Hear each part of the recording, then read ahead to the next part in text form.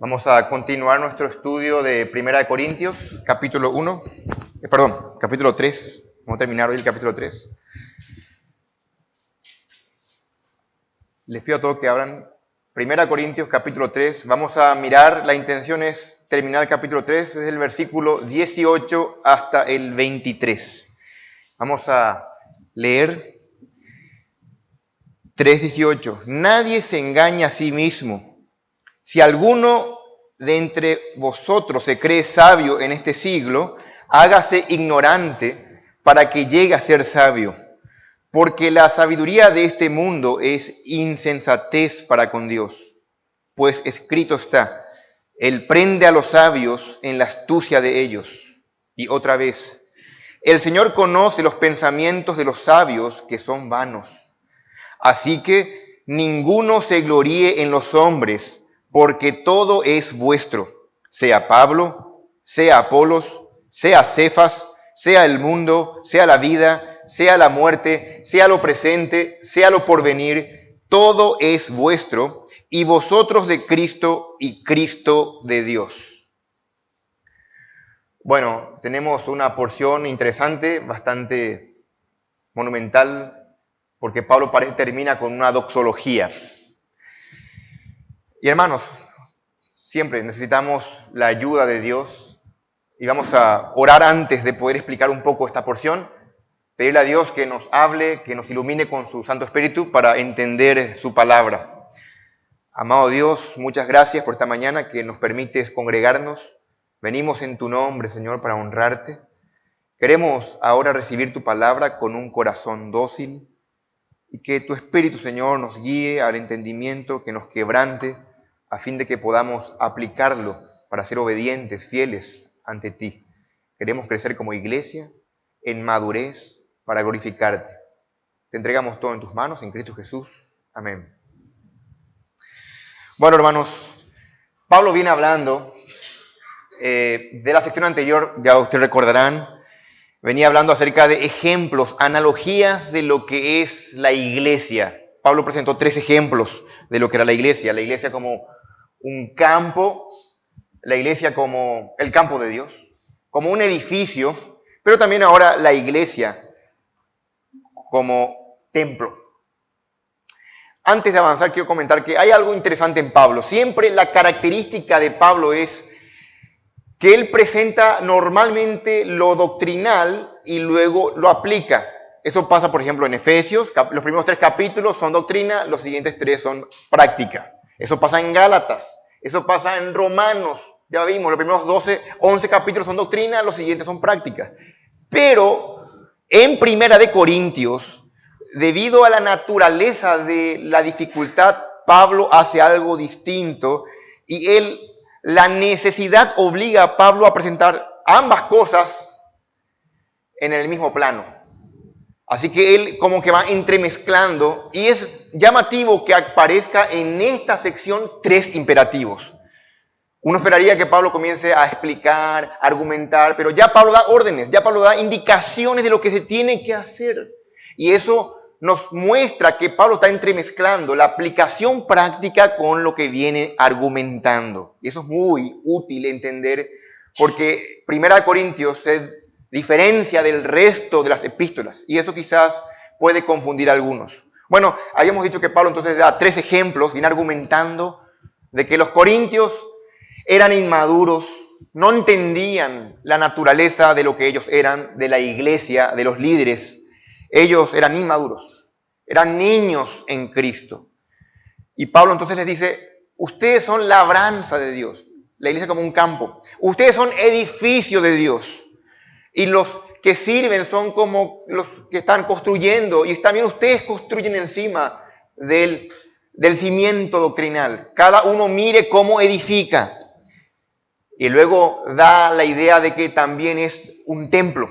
Y es notable esta ilustración de la iglesia como templo, porque como ya dijo Ricardo el domingo pasado, en Corinto había un templo a la diosa Afrodita. Un templo bastante imponente, lujoso, grande.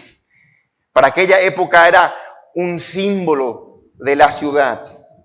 Y es muy útil recordar de que Pablo toma prestada esa ilustración para decir, ustedes que se reúnen en casitas, juntos conforman el templo de Dios. Es muy llamativo porque lejos de pensar lo que el mundo valora como imponente, como importante, Dios ve a esta gente que era insignificante, que era nada, que se reunían en casitas como el templo de Dios. Ya Pablo había establecido que la sabiduría de Dios está muy por encima a la sabiduría del mundo. Pero ahora como que Pablo junta todo lo que vino diciendo en el capítulo 1, en el capítulo 2 y al final de este capítulo, y va como que concluir la idea de ya no digan yo soy Apolo, yo soy de Pablo, yo soy de Cefas, no estén tomando partidismos. Y justamente Pablo dice, nadie se gloríe en los hombres. Es como que está concluyendo la idea.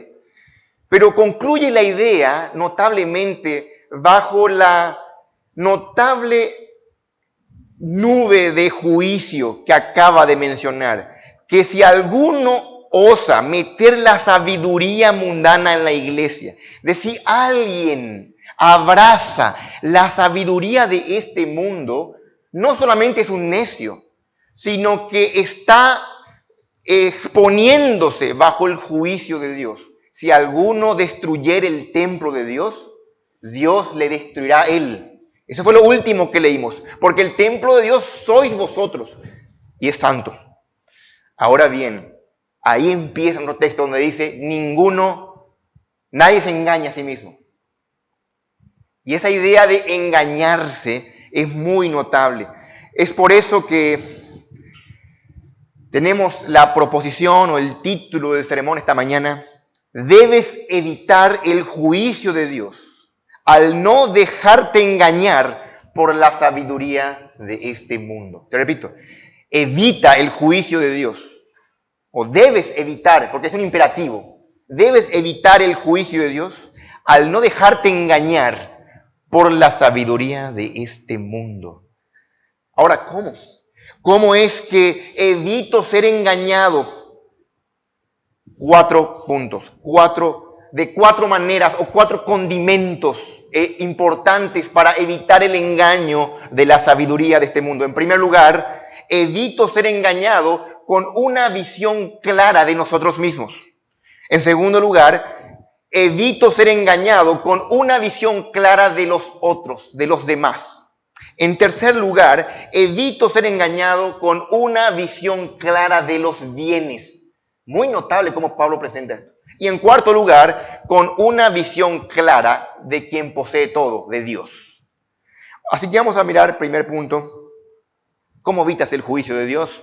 Evita el juicio de Dios al no dejarte engañar por la sabiduría de este mundo. En primer lugar, entonces, con una visión clara de sí mismo. Y aquí vamos a centrar, hermanos, la mayor parte del tiempo. Este primer punto es más de la mitad del sermón. El resto son las partes más pequeñas. Así que leemos, nadie se engaña a sí mismo. Si alguno entre vosotros se cree sabio en este siglo, hágase ignorante para que llegue a ser sabio. Noten ahí, hermanos, que Pablo da un imperativo después de, probablemente es el primero de la carta probablemente. Y cuando leemos un imperativo es algo que tenemos que hacer. Y llamativamente Pablo empieza diciendo, nadie se engañe a sí mismo. Uno puede pensar en cómo es que alguien se engaña a uno mismo. Uno puede pensar en ejemplos bíblicos de personas que fueron engañadas. Es un buen ejercicio. Pensar en ejemplos bíblicos de personas que fueron engañadas. Isaac fue engañado por Jacob. Jacob fue engañado por sus hijos. ¿Se acuerdan? Una mezcolanza de engaños. Abraham engañó al que era faraón en su tiempo. Y así vamos buscando en Génesis todos los engaños que encontramos. Y libro tras libro encontramos engaños. Personas que fueron autoengañadas. Personas que fueron sabias. Aquitofel, el consejero del rey, que era un hombre muy sabio y al fin de cuentas se suicida. Un hombre autoengañado. Pablo dice, nadie se engañe a sí mismo. ¿Cómo es que alguien se engaña a uno mismo? Uno puede ser autoengañado cuando intenta justificar sus acciones, sus errores, y evita ver lo que está mal en uno. Esto es algo muy normal. Pero ¿a qué tipo de autoengaño se refiere Pablo? ¿De qué autoengaño está hablando? Bueno, el versículo siguiente lo dice: si alguno de vosotros se cree sabio. Ese es el autoengaño de creerse más de lo que realmente es, el autoengaño de creerse sabio. Qué llamativo que Pablo, en vez de seguir, él viene argumentando de la iglesia como el campo, la iglesia como el edificio, como el templo. Uno esperaría que Pablo tome esas imágenes y siga hablando de eso. Pero en vez de eso, Pablo vuelve a lo que presentó en el capítulo 1. En el capítulo 1 él presentó el tema de la sabiduría, que es insensatez para Dios. Que Dios destruye la sabiduría. En el 1.19 escrito está: destruiré la sabiduría de los sabios, dice Dios. Pablo retoma lo que plantó en el capítulo 1 sobre la sabiduría. Ahondó un poquito más en el capítulo 2. Luego hizo una pausa para exhortarles a ellos que eran inmaduros y ahora retoma ese punto. Los corintios, según lo que Pablo dice aquí, se estaban engañando a sí mismos. ¿Por qué? Porque ellos se dejaron cautivar, seducir por lo que este mundo presentaba como sabio, por las ideas de este mundo. Ahora, noten que Pablo dice: si alguno se cree sabio, pero no termina ahí, si alguno se cree sabio según este siglo, o en este siglo. Ese en este siglo enmarca el mal que Pablo está denunciando. Creerse sabio según este mundo. ¿No está mal buscar la sabiduría? Proverbios insta a que busquemos ser sabios, a que seamos sabios. La Biblia dice que pidamos, incluso si alguno tiene falta de sabiduría, pídala a Dios. No está mal pedir por sabiduría, buscar ser sabios. Lo que está mal es ser sabios según este siglo. Aquí la idea es según este mundo. Ser sabio según lo que este mundo le pone el rótulo de sabio. Eso es lo que Pablo denuncia y lo que está mal. Porque este mundo incrédulo rechaza la revelación de Dios. Justamente rechaza la palabra de Dios y eso es el mayor pecado. Rechazar lo que Dios dice.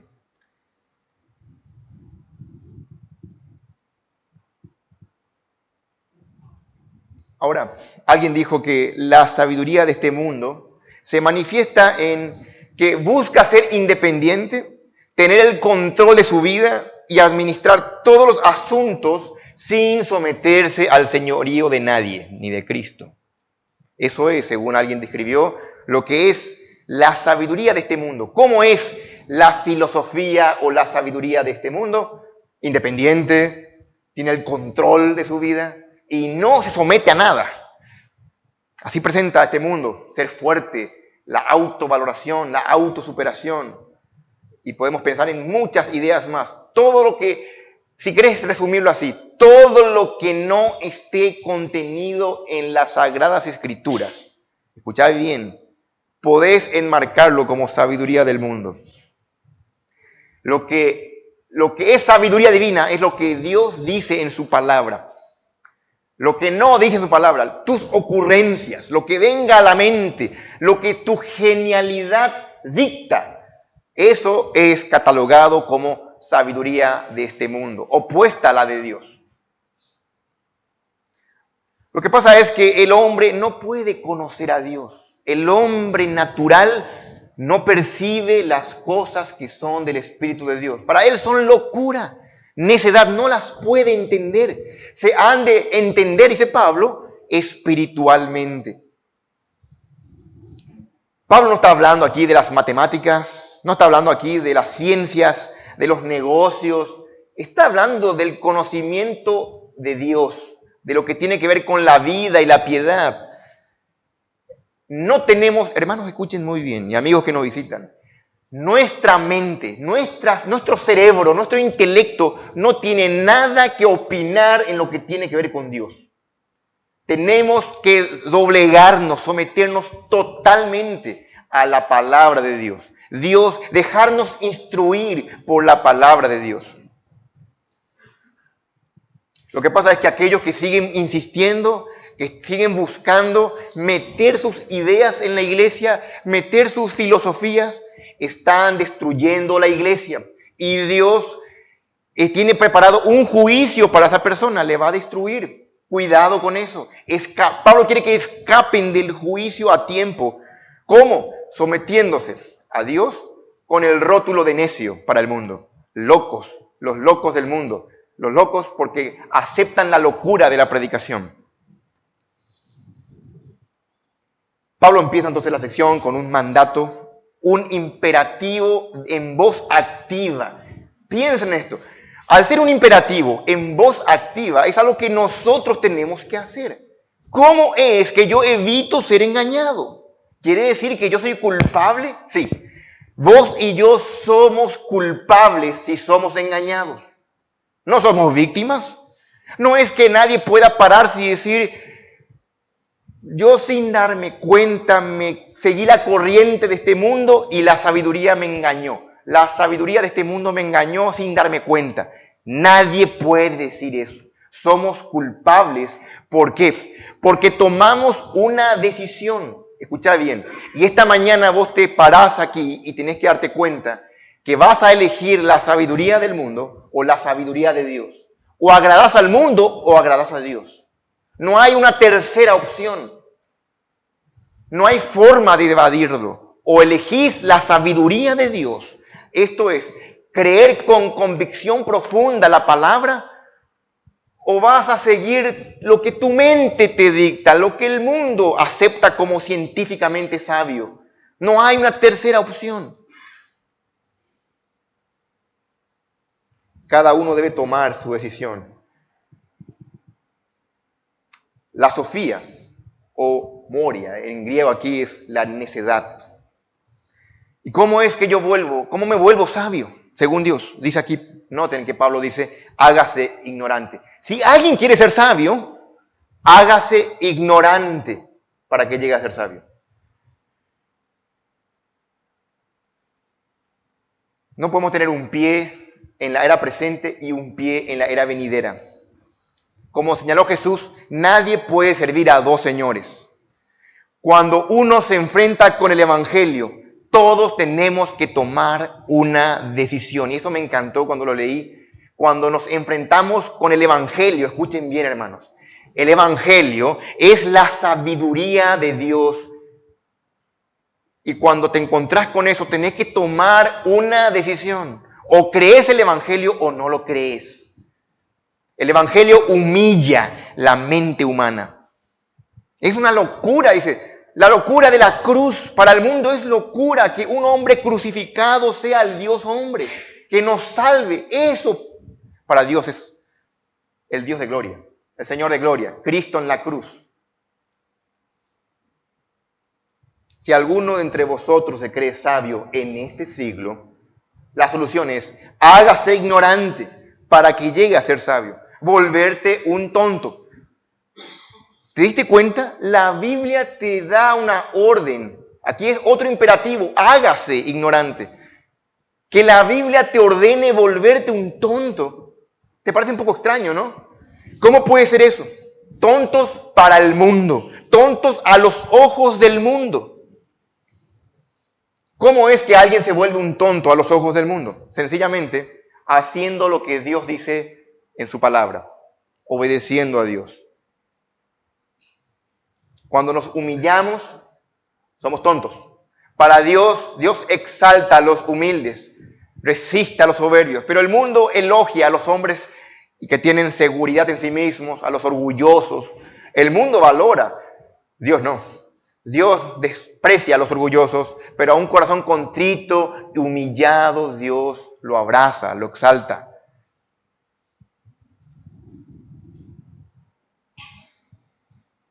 Te vas a ver como un tonto a los ojos de tus compañeros de facultad, Te vas a ver como un tonto a los ojos de tus vecinos, a los ojos de los parientes intelectuales. Si tienes un título, te vas a ver como un tonto si abrazas el Evangelio. Porque el Evangelio destruye la supuesta filosofía o sabiduría humana, la capacidad humana. El Evangelio humilla al hombre.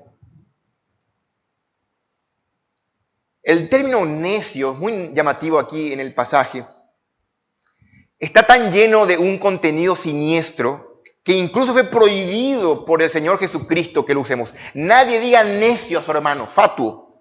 Aquí la palabra es que nadie le diga tonto a su hermano. Es una palabra muy siniestra, llena de maldad. Pero Pablo utiliza esa palabra para que entendamos de una vez por todas que así nos ve el mundo cuando aceptamos el Evangelio. ¿Y saben qué? Tenemos que pagar el precio. Como decía Pablo, no me avergüenzo del Evangelio porque es poder de Dios. Es como que Pablo diga a ellos, no se avergüencen del Evangelio. Sean tontos para el mundo, pero sabios para con Dios. Nuestras metas, nuestros valores deben ser moldeados por lo que Dios dicta en su palabra, no por lo que este mundo dicta. Este mundo puede decir que somos unos anticuados, que nosotros estamos en la era cavernícola. Puede decir lo que quiera, pero nosotros moldeamos nuestra mente con lo que Dios dice. Ahora, hay un precio para pagar y es un precio de valentía. Nosotros estamos esperando el porvenir, la era venidera. Y vivimos el presente con expectación, o deberíamos hacerlo, esperando la segunda venida de Cristo, sabiendo que mientras que esperamos, luchamos contra el pecado y somos victoriosos, aunque el mundo se burle de nosotros, aunque somos mofa del mundo, estamos haciendo, o deberíamos hacer lo correcto, predicando el Evangelio, santificándonos, orando en todo tiempo, dependiendo de Dios, no siendo independiente, ocupando nuestro tiempo para la gloria de Dios, no para la nuestra. Todo lo que el mundo llama sabio, Dios lo llama insensato. Y todo lo que Dios llama sabio, el mundo lo considera despreciable. En especial la cruz y Cristo crucificado, resucitado. Esta Semana Santa hay películas y películas y el mundo lo ve como ficción. Ya como un buen relato para pasar el tiempo, como un buen motivo para escribir un guión de película. Y notablemente, yo recibí mensajes de mi jefe, compañero de trabajo, acerca de lo que es esta Semana Santa. ¿Y saben qué? Todo decía, básicamente se resumía en no comas esto, no comas aquello, prohibido comer carne. Nada que ver con el sacrificio de Cristo o su resurrección.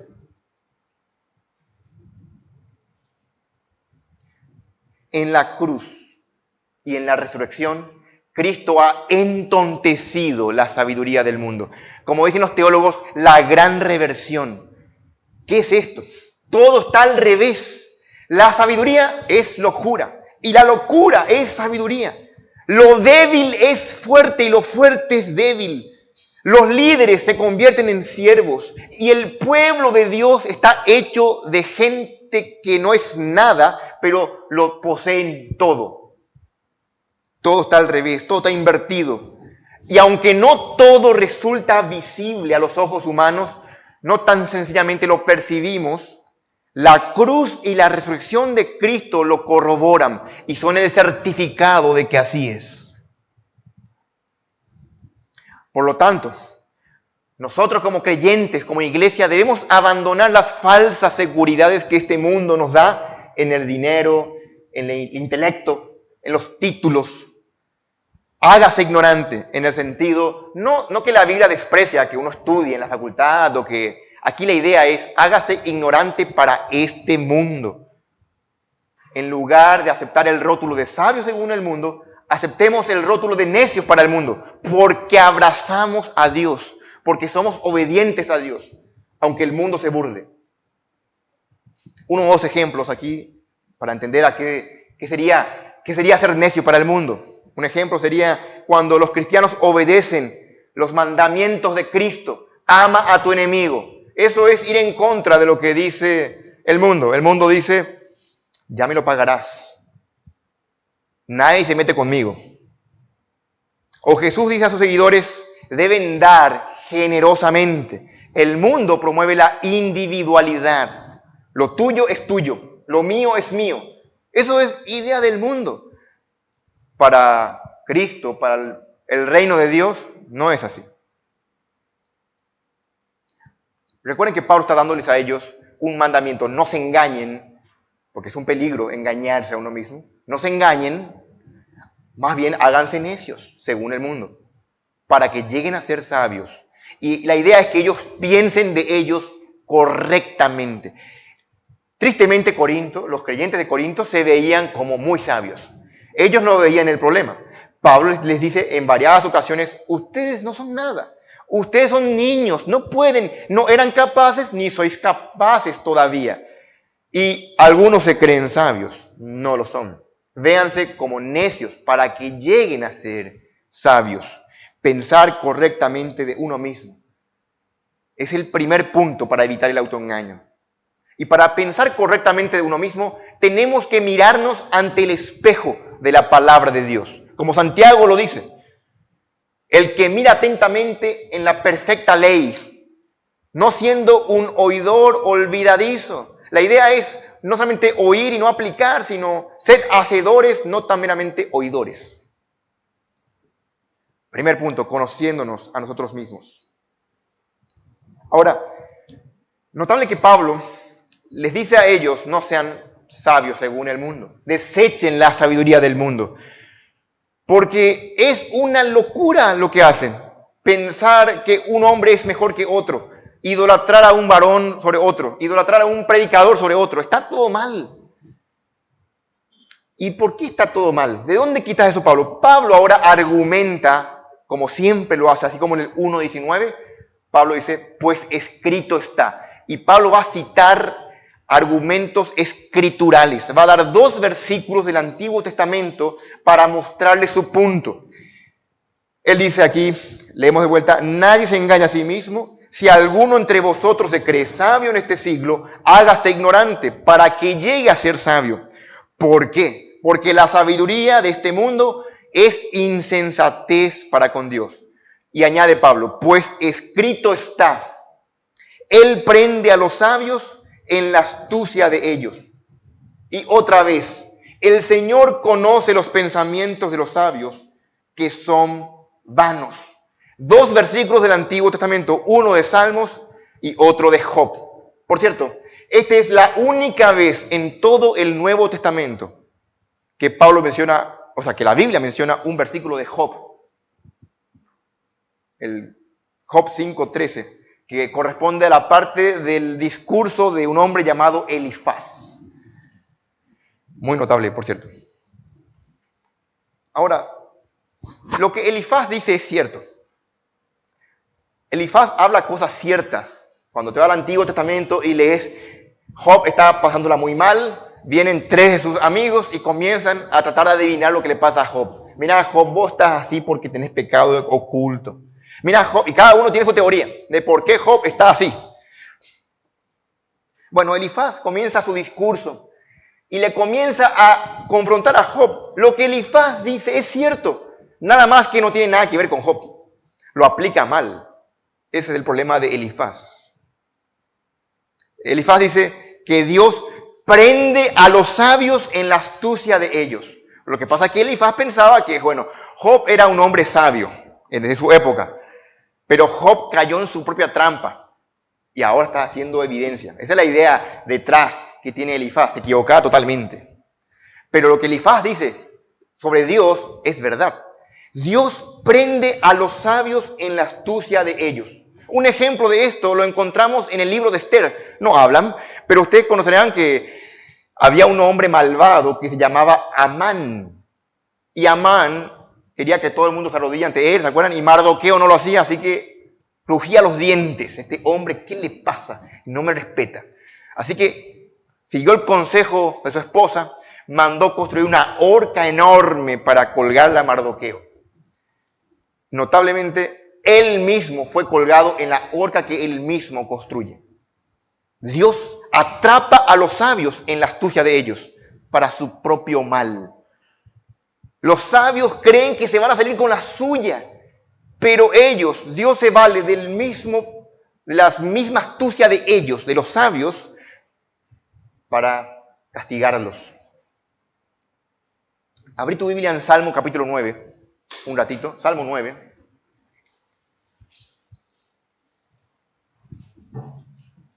Salmo 9, 15 al 16.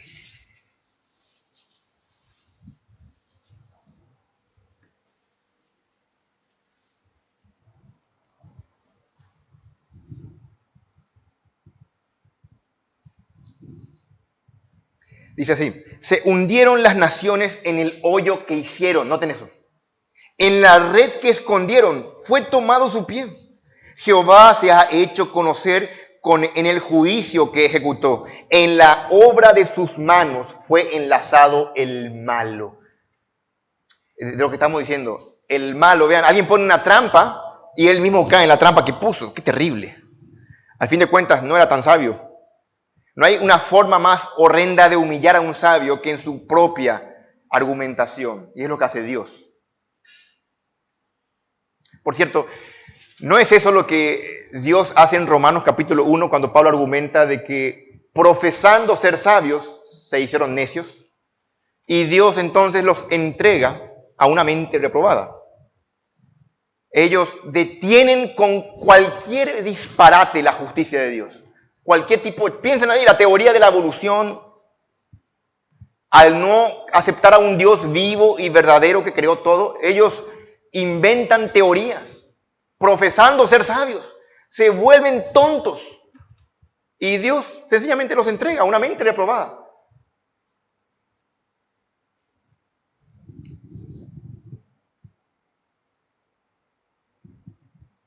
Así que recuerden que Pablo está diciendo, eviten el autoengaño de creerse sabios. Eviten el autoengaño, porque es un engaño.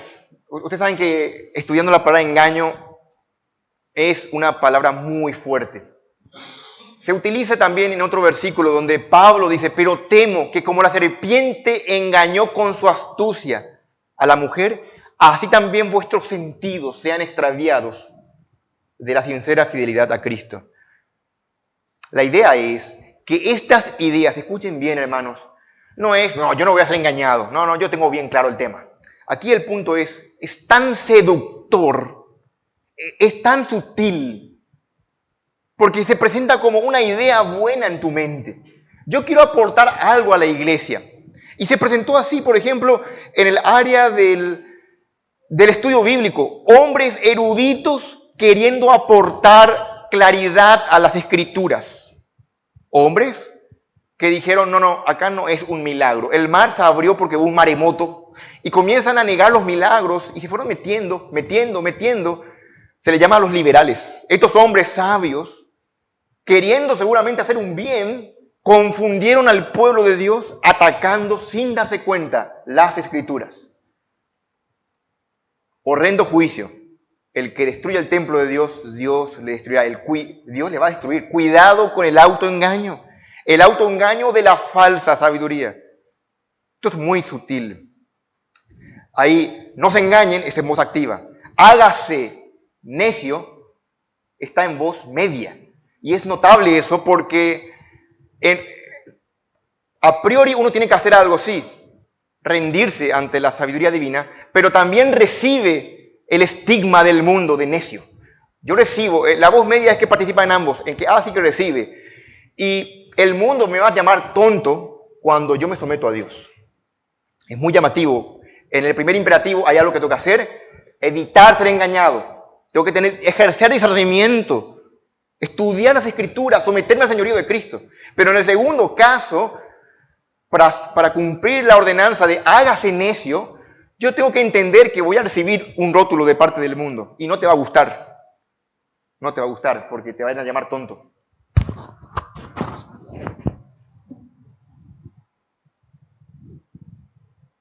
Vas a tener que reconocer tu propia insensatez y decir, Solo tengo la palabra de Dios. Así que el primer paso para que un cristiano se convierta en verdadero sabio es convertir su propia sabiduría en insensatez. Porque Dios lo llama así. Decía John MacArthur, el corazón del problema es el orgullo intelectual. Y eso es el enemigo de la revelación de Dios. El problema es que no es tan fácil despojarme de mis ideas, de mis opiniones. Porque hay un orgullo allí de que siempre queremos aportar o decir alguito. Ahí está el corazón del hombre. Hay un atractivo en sobresalir entre el resto. Te vas a dar cuenta en cualquier tipo de competencia. ¿Quién quiere ser inteligente? ¿Quién es el más inteligente? Y comenzar una competencia y nadie quiere estar en la cola. Todos quieren ganar algo o estar entre los primeros lugares. Hermanos, la iglesia debe crear una atmósfera en que es honrada la palabra de Dios, no la opinión de nadie. El día en que alguien se para aquí enfrente a dar opiniones, ese día tenemos que rechazarlo. No tiene que importarte la opinión de nadie, la tuya, la mía, la de nadie. Solo lo que Dios dice en su palabra es relevante. Eso se llama sabiduría divina. Y debemos someternos a la sabiduría divina. Cuando hablaba con una persona a la que yo le considero un mentor en negocios, siempre me decía, ¿vos qué opinás? Y yo le decía, bueno, la Biblia dice esto. No, deja la Biblia de lado. Deja la Biblia de lado. ¿Qué vos pensás? Ese tipo de cosas. ¿Qué importa lo que yo pienso? Porque yo acepto la Biblia como norma. ¿Qué importa lo que yo pueda pensar? Para el mundo es irrelevante lo que dice un libro anticuado como la Biblia. Para nosotros, la Biblia es poder de Dios. Y debe ser nuestra norma. En todo debemos someternos a las Escrituras y que el Espíritu nos ilumine en oración, en dependencia, buscar el rostro de Dios en las Escrituras con una dedicación. Eso va a evitar las divisiones en la iglesia. Eso va a evitar que seamos unos necios. Agarré una cita de MacArthur y le quiero leer un poquito, dice MacArthur, sobre este punto. Algunas personas no se sienten satisfechas a menos que puedan expresar sus opiniones en casi cada cosa. Otras personas no se sienten felices si no están en contra de la mayoría. Los Contreras. El orgullo intelectual no puede contentarse con escuchar y admirar. Siempre debe hablar y criticar. Por su propia naturaleza, dice MacArthur, necesita ganar siempre en todos los asuntos. No puede soportar la oposición o la contradicción. Debe justificarse a sí mismo a cualquier precio y mira mal a todos los que están en desacuerdo con él. Yo cuando leo eso me siento identificado. ¿Cuántas veces yo no miraba mal a quien pensaba distinto a lo que yo decía? ¿Qué le pasa a esa persona, cara? ¿Qué se cree? No sabe lo que está diciendo. Y me humilla pensar de que tengo en mi corazón eso, y vos también, y tenemos eso en nuestros corazones. Que creemos que nuestra opinión es la más importante, la última palabra. Eso pasa con los periodistas. El último que habla es el que... Había un programa que se llamaba así, La Última Palabra. Y es un programa para ver quién es más orgulloso. Sigue diciendo MacArthur, el orgullo está siempre en el centro de la sabiduría humana. La sabiduría de este mundo, la cual es locura e insensatez para Dios, resulta difícil enseñar a una persona que cree lo sabe todo. El retórico romano Quintiliano dijo de algunos de sus estudiantes en el pasado, llegarían sin duda a ser excelentes estudiosos si no estuvieran tan convencidos de su propia erudición. Fin de la cita. No hay peor cosa que una persona que cree que lo sabe todo y no sabe nada. ¿Cómo le enseñas algo? Vos le decís, sí, ya sé. Sí, ya sé. O sea, a lo que le digas, él ya sabe. No escucha. Es como un ping-pong. No entra nada. Es impermeable a recibir enseñanzas. Necio total. El que crea saber algo, hágase un tonto. para llegar a ser sabio. El segundo versículo es: el Señor conoce los pensamientos de los sabios, que son vanos, son inútiles, vacíos. Y aquí de vuelta, el hombre no sabe cómo vivir. Uno puede pensar en el libro de Eclesiastés: vanidad de vanidades, dijo el predicador, todo es vanidad, un correr tras el viento, una locura. El que persigue la sabiduría en sus propias fuerzas siempre tropezará en sus propias trampas. Nadie puede llegar a conocer a Dios o lo que Dios quiere en sus ideas, en sus opiniones. Así que primer punto, entonces, espero, hermanos, que vayamos entendiendo. Tener una opinión adecuada de nosotros bajo la presión enorme del mundo, del qué dirán, de la presión de la familia, de los profesores, del intelecto, de la presión invisible allí, de que si uno comienza a ser dócil, manso, humilde, es un tonto, y te llaman tonto. Hay veces que así de frente y todo. Estemos dispuestos a aceptar para ser sabios según Dios. El segundo punto, entonces, ahora, debemos evitar el juicio de Dios al no dejarnos engañar por la sabiduría del mundo. Dijimos, primer punto, evita el engaño con una visión clara de ti mismo. En segundo lugar, evita ser engañado con una visión clara de los demás. Sigue diciendo Pablo. Así que, concluye, ninguno se gloríe en los hombres, porque todo es vuestro, sea Pablo, sea Apolos, sea Cefas. Aquí encontramos el tercer y último imperativo. De vuelta en voz activa: nadie se gloríe o nadie se jacte, se enorgullezca en los hombres. Y tiene que ver con el meollo del problema, con el partidismo. Yo soy de Apolos, yo soy de Pablo, yo soy de Cefas, que ya planteó Pablo en el capítulo 1. Este es el segundo requisito para evitar que te engañe la filosofía de este mundo.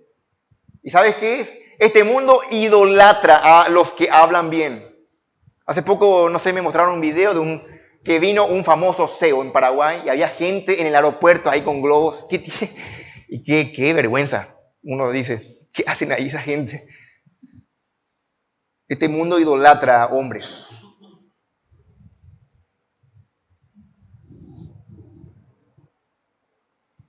Lo que llama la atención es que Pablo cita 3 nombres aquí: Pablo, Apolos y Cefas. Los mismos 3 hombres que no estaban peleados entre ellos, que de verdad eran hombres de Dios, no eran falsos profetas. 2 apóstoles y un servidor, Pablo, Pedro y Apolos, eran hombres de mucha bendición para la iglesia de Corintios, ciertamente, sí, pero ellos, la iglesia, y aquí está un peligro. Puede ser que aquí se predique correctamente, de forma positiva, que uno haga lo correcto, pero escuchen muy bien el engaño. Estando ahí sentados, ustedes pueden errar. Podemos errar el punto. En vez de escuchar la palabra de Dios, nos centramos en las formas. No me gusta la corbata, o el peinado, o el tono, o la forma, los estilos. Y era precisamente lo que hicieron los corintios. Se fijaron en el aspecto físico de Pablo. Qué feo es Pablo. No, despreciable, no parece un sabio. Apolo, qué bien que habla, ese es mi gallo. Y comienzan ahí a hablar, a tomar campeones, a tomar líderes, sectas. O sea, habían grupismos, partidismos. ¿Por qué? No porque Pablo predicó mal, no porque Apolos predicó mal, no porque había un error doctrinal. Escuchen eso. Ellos predicaron, sin lugar a dudas, la palabra de Dios. De hecho, Pablo plantó, Apolo regó, Dios da el crecimiento, ya lo dijo Pablo. El problema estaba en el corazón del que escuchaba sentado. Y ese puede ser esta mañana el problema. Vos te fijás en lo que no debes fijarte, en las formas, el corazón y la sabiduría. Ve aquí lo sutil de la sabiduría del mundo. No se presenta con una bandera que dice, vamos todos contra Dios. O sea, no es eso. Aquí la idea es que tu inteligencia comienza a hacer diferencias, comparaciones entre uno y otro, entre un predicador y otro predicador. Hermanos, esto está en mí, está en vos, aunque vos quieras negarlo. No lo niegues. Lo que tenés que hacer es luchar contra eso. Y de vuelta, humillarte ante Dios, decir, Dios, ¿qué es lo que me pasa? Estoy escuchando como no debo escuchar, me estoy fijando en la persona y no en tu palabra. Es una lucha constante. El pecado está a la puerta y es engañoso. La atracción a las personalidades, al estilo individual, eso tenía que luchar la iglesia de Corinto y nosotros también hoy día. Tenemos que luchar. Hoy día tenemos a YouTube, podemos escuchar a predicadores que son tan elocuentes y qué bien por ellos. Pero tenemos que recordar que Dios ha dado a pastores a la iglesia local y uno se debe primeramente a sus líderes. Está muy bien que escuches a otros, está muy bien. Pero no te olvides de que tu primer amor, en un sentido, es para con tus líderes en tu iglesia local, que Dios lo ha puesto allí para edificarte, para confrontarte, para edificarte.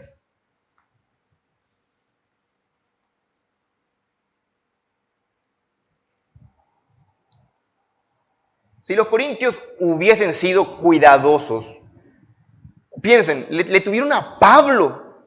Estamos hablando de el apóstol Pablo. Probablemente, y sin lugar a dudas, el hombre más sabio de todos los tiempos. Según Dios. Le tuvo a Pedro, le tuvo a Apolos. Y con todo, era una iglesia llena de problemas y de pecados. Y eso habla mucho de que el corazón es tan engañoso, de que no importa lo que venga aquí, sino que cómo filtras eso con tu corazón. Necesitamos la ayuda de Dios totalmente en cada aspecto, aún en la forma en que escuchamos. No mires, por favor, el parecido, no mires lo físico, concéntrate en la palabra de Dios, en lo que Dios tiene que decirte a vos, no pienses en otro, por favor. Ya vimos que Dios conoce el pensamiento de los sabios, son vanos. Tendemos a mirar macanas, nos concentramos en cosas que no tienen que ocupar nuestra atención. Así que, primer punto es tener un punto correcto de nosotros mismos, no vernos como realmente sabios, sino llegar a ser necios para el mundo. En segundo lugar, tener una opinión clara de los otros, no concentrarnos en elementos de estilo, de forma, sino en el contenido. Tercer punto, evito ser engañado con una visión clara de los bienes. Dice Pablo, sigue diciendo, dijo, sea Pablo, sea Apolo, sea Cefas, sea el mundo, el 3:22, sea el mundo, sea la vida, sea la muerte, sea lo presente, sea lo porvenir, todo es vuestro.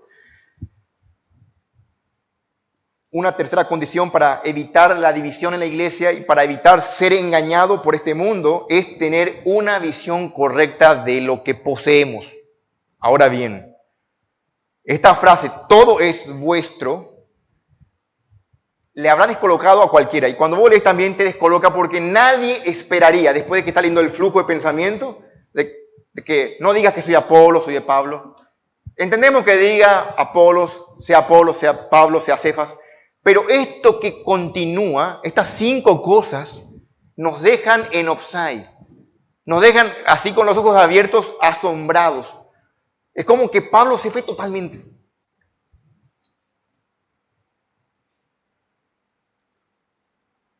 Lo que pasa es que ciertamente nosotros entendemos esta verdad teológica profunda. Pablo se va pero profundo para demostrar el punto y humillar la sabiduría de ellos y demostrar qué tonto habían sido. Como creyentes somos coherederos con Cristo, herederos de todo y coherederos con Él. Copié aquí lo que dijo un sobresaliente comentarista sobre este pasaje. Él dice, porque está comentando cada pasaje, y cuando llega aquí dice él, el pasaje tiene una especie de grandiosidad que hace que uno titubee a la hora de comentarlo.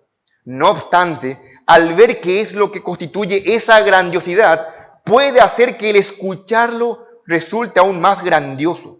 Comienza con una exhortación, pasa a dar la base teológica para ella y concluye con una casi doxología, en la cual todo está fundamentado en la verdad teológica última, la unidad de Dios. Ante tal majestad, las divisiones de ellos y su sabiduría mundana quedan totalmente silenciadas y reducidas a nada. Fin de la cita. Qué hermoso comentario, porque él, como que tiene, el comentarista tiene un temor reverente de escribir siquiera algo para no descomponer el versículo. Ciertamente tuvimos la exhortación, nadie se gloríe en los hombres, y sigue diciendo, nadie se gloríe en los hombres. ¿Por qué no? ¿Por qué no debo gloriarme en los hombres? Porque todo es vuestro. Aquí está la respuesta de Pablo. El argumento de, porque es un pecado gloriarte en los hombres, ya había dicho en el capítulo 1, si alguno se gloría, gloríese en el Señor. Pablo en el capítulo 1 lo dijo en forma positiva. Aquí lo dice en forma negativa. Nadie se gloríe en los hombres. ¿Por qué? Porque todo es vuestro. Y esa frase abre lugar a una teología más amplia, más profunda. O sea, 5 cosas, sea el mundo, la vida, la muerte, lo presente, lo porvenir.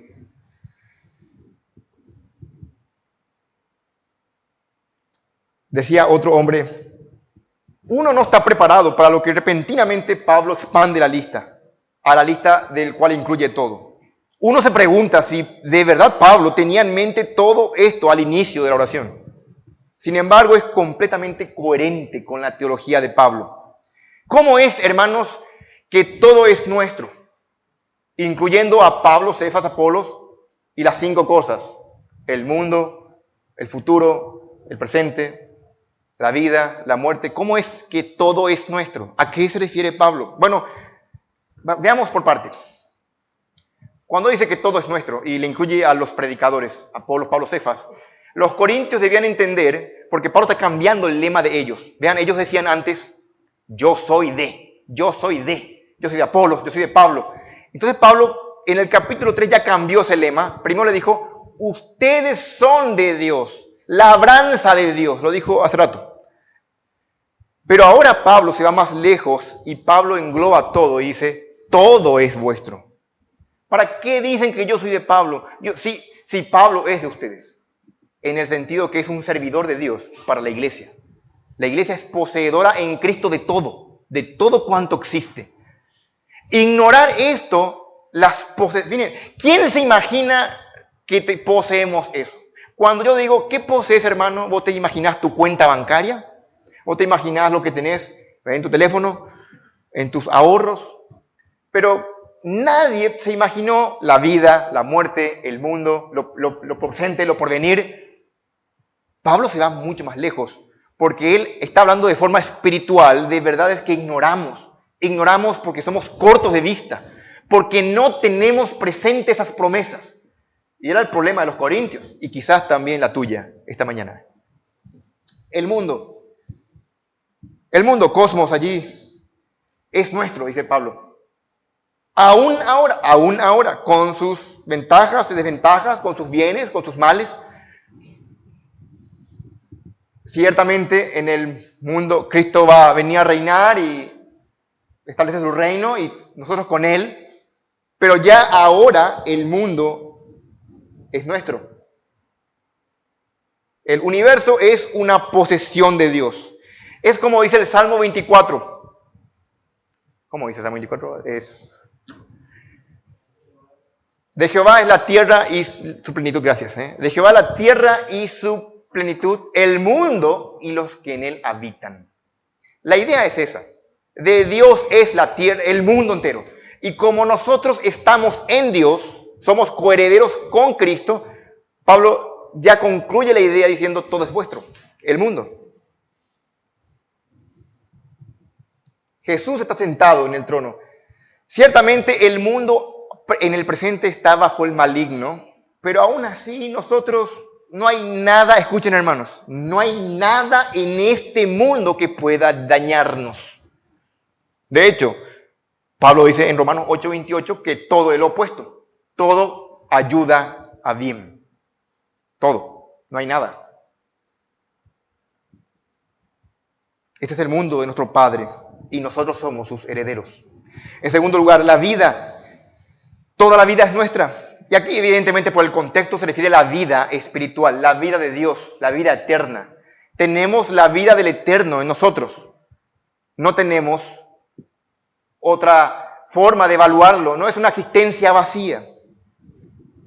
La propia vida está en nosotros. Cristo dijo que Él es la verdad y la vida, y Él está en nosotros. Por medio de Cristo tenemos esa eternidad en nosotros, y es una calidad de vida, la vida de Dios. Participamos de su naturaleza y de su vida, de las promesas que eso incluye. Así que es una posesión, por supuesto, la vida eterna es una posesión. El mundo, al ser herederos con Cristo. La muerte también es una posesión. ¿Cómo es eso? Bueno, ya la muerte fue vencida por Cristo. Ya no tememos a la muerte. Ya la muerte no puede lastimarnos. Lo máximo que puede hacer la muerte contigo, con nosotros, si sos de Cristo, es llevarte al cielo antes del rapto o antes de que Cristo venga.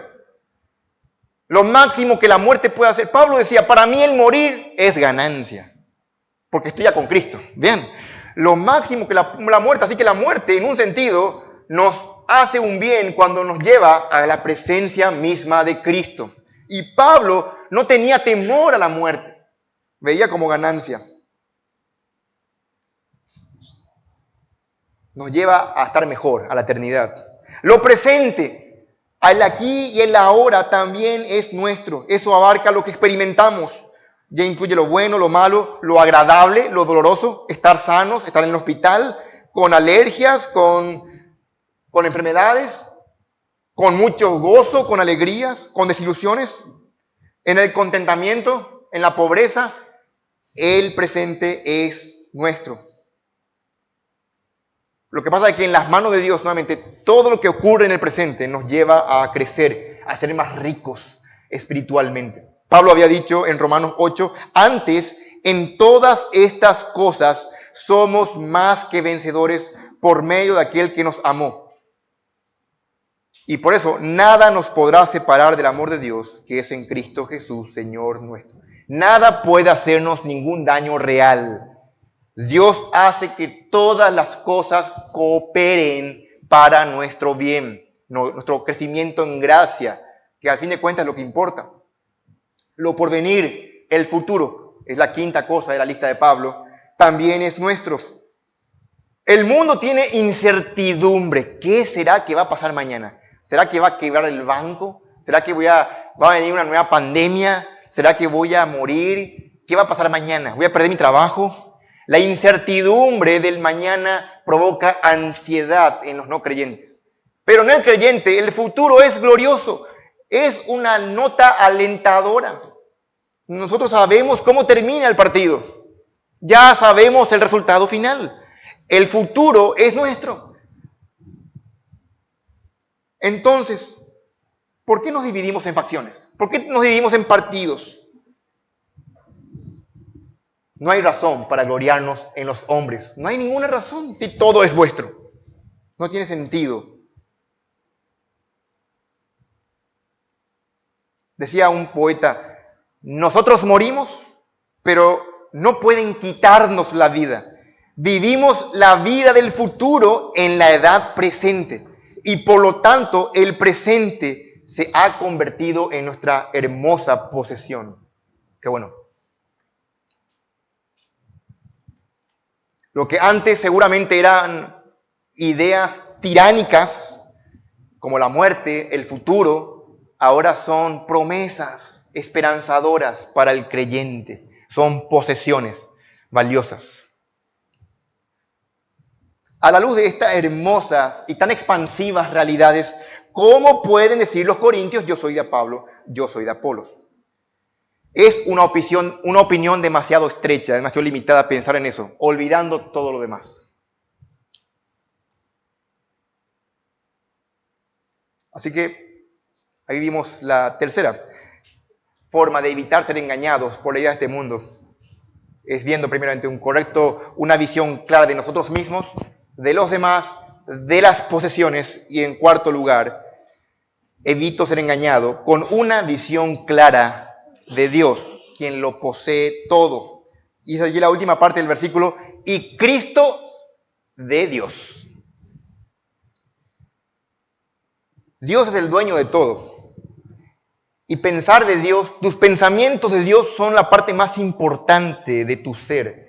Un pensamiento, una visión elevada de Dios se corresponde con una correcta apreciación de la palabra de Dios, la sabiduría de Dios. Una persona que no estudia la Biblia tiene una visión borrosa de Dios, más bien mundana que creyente. Aquí Pablo está pensando que todo es vuestro. Concluye la frase, todo es vuestro, y vosotros de Cristo, y Cristo de Dios. Repite la frase, todo es vuestro, para enlazar con lo que venía diciendo y terminar con un golpe de adoración a Dios.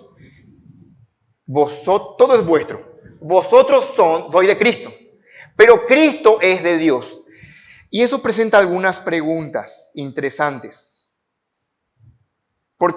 En primer lugar, todo es vuestro. No es la idea que quieras o no, de una forma egoísta o en el sentido de como los estoicos pensaban, que poseerlo todo es una forma de autosuficiencia. No está hablando de eso Pablo. Aquí la idea de Pablo tiene que ver con lo espiritual para demostrar la dependencia que tenemos en Dios y refutar la idea engañosa del mundo. Cuando el mundo venga con su seducción, vos recuerdes la verdad y puedas salir victorioso. Obviamente, cualquier independencia de Dios es pecado. Porque somos llamados a ser dependientes de Dios. La independencia de Dios es pecado. ¿Está bien? ¿Está bien claro eso? Todo es vuestro porque pertenecéis a Cristo y todo es de Cristo. Así que hay que tener una visión correcta de Cristo, lo cual va a evitar que una iglesia se divida. Ya lo había dicho Pablo en el capítulo 1, presentando a Cristo como el centro de todo. En el capítulo 2, Pablo se propone no saber cosa alguna, sino a Cristo y a este crucificado. Cuando quitamos los ojos de Cristo, ¿qué pasa?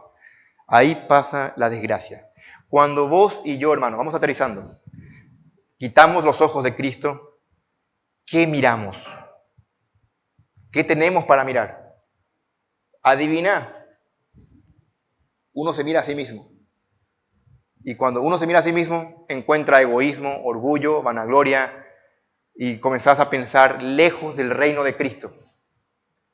Cuando miras a Cristo, no te estás mirando a vos mismo, estás mirando a Cristo y estás adorándolo, encantado, enamorándote de Él, sirviéndole, obedeciéndole.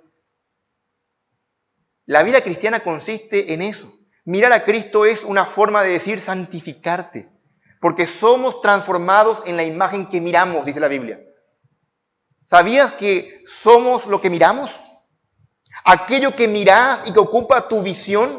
Por eso es muy importante y Pablo quiere que los corintios entiendan que ellos son de Cristo. Son poseedores de todo para que no digan disparates, yo soy de Apolo, soy de Pablo. Terminen con esa niñez. Vean más allá, tengan un concepto correcto de ustedes, un correcto concepto de los demás, de los otros, de las posesiones, y también ahora entiendan correctamente a Dios.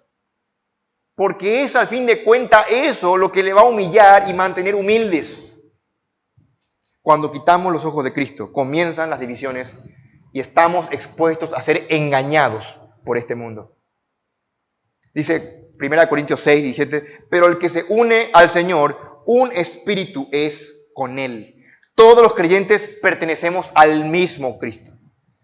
Y por esa razón somos los unos a los otros. Nos debemos unos a otros. Porque somos hermanos. Porque estamos en el mismo Señor. Un Cristo, un Señor y Padre, un Dios, una fe, un bautismo. Todos estamos en Él. Estamos unidos, te guste o no. Todo lo que niega la unidad con Él, o dicho de otra forma, todo lo que niega la unidad entre nosotros, también niega la unidad con Él. ¿Ven el peligro? Si algo atenta a la unidad de la iglesia, atenta a la unidad con Él en forma teológica. No tiene sentido. El juicio de Dios está para aquellos que osan destruir la iglesia. Y hay que cuidarnos de eso al evitar el engaño, de la seducción, de las ideas raras, que no se infiltren ideas.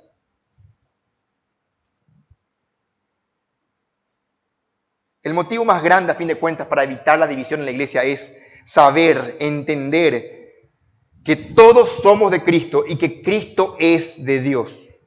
Debido a que le pertenecemos a Él, nos pertenecemos unos a otros. Para algunos, este texto ha generado algún tipo de controversia al pensar de que Cristo es inferior al Padre. Cristo de Dios, ¿ves? Cristo también es una creación de Dios. Nada que ver, el texto no está enseñando eso. Aquí el texto está hablando de forma, son enunciados soteriológicos, así que está hablando de forma de funciones, no ontológicamente. En funciones tienen roles donde Cristo se somete al Padre. En su humanidad, Cristo se sometió al Padre. En la Trinidad, en las funciones, son roles distintos. Pero en la Trinidad, las tres personas conforman un solo Dios vivo y verdadero. No está hablando allí de superioridad entre el Padre y el Hijo. No hay eso. No es el punto. Dios es uno solo. Un trino Dios. Lo que está hablando aquí es la funcionalidad de que tienen funciones, roles. Para explicar eso también, podemos recordar la oración sacerdotal. Estoy terminando, hermanos. Quiero que vayan conmigo en Juan, capítulo 17, para recordar la oración sacerdotal de Cristo.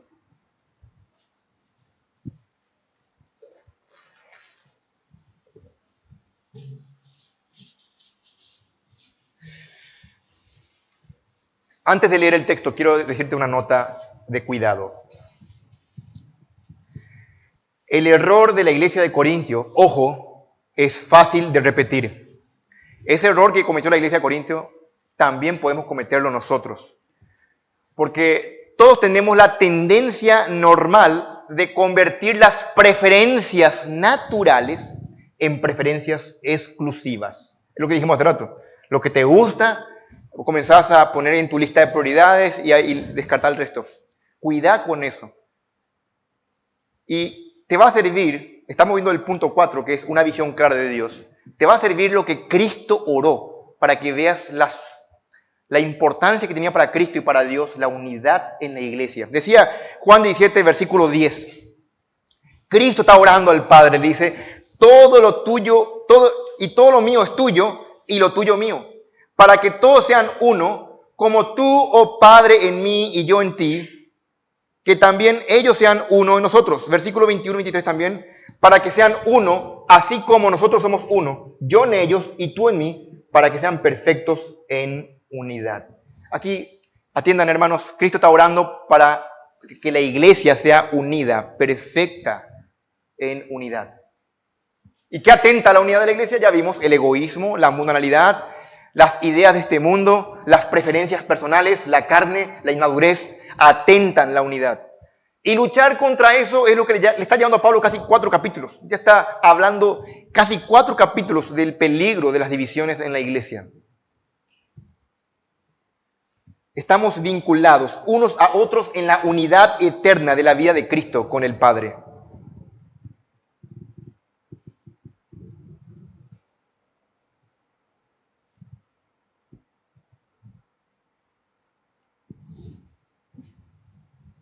Hermanos queridos, hemos visto entonces que podemos esta mañana evitar el juicio de Dios, de ser engañados por las ideas de este mundo, ideas que al fin de cuentas se visten como ideas piadosas, inteligentes, interesantes, que van a aportar, eso va a solucionar el problema que hay en la iglesia.